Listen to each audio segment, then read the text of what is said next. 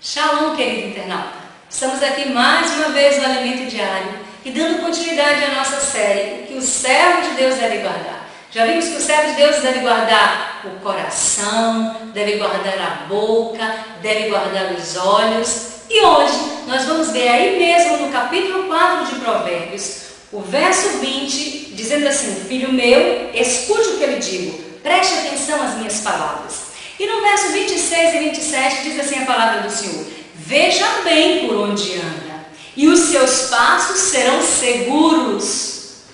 Não se desvie nem para a direita nem para a esquerda, afasta os pés da maldade.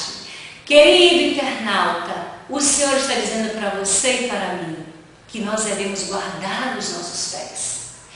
Guardar os nossos pés por quê? Porque os pés são eles que nos conduzem aos caminhos que nós estamos andando. E por que caminhos nós estamos caminhando? Quais são os caminhos que nós estamos andando? Eu quero te dizer uma coisa.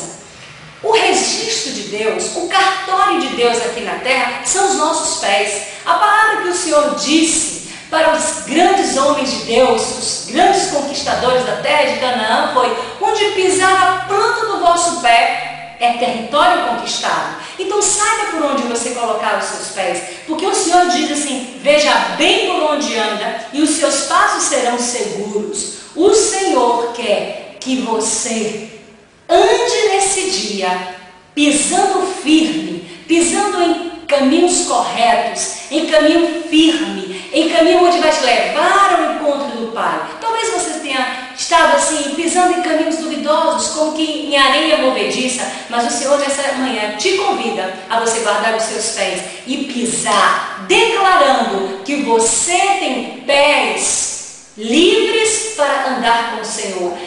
O Senhor diz que os nossos pés devem ser pés que anunciam as boas novas do Evangelho. Então que os teus pés sejam pés que te conduzam ao caminho da salvação, te conduzam ao encontro de Jesus. Eu quero te dizer que nesses dias onde nós estamos falando sobre o que o servo de Deus deve guardar, não esqueça, guarde o seu coração, guarde a sua boca, guarde os seus olhos e guarde os seus pés. E você estará seguro, caminhando para aquilo que o Senhor tem preparado para mim e para você, para grandes conquistas.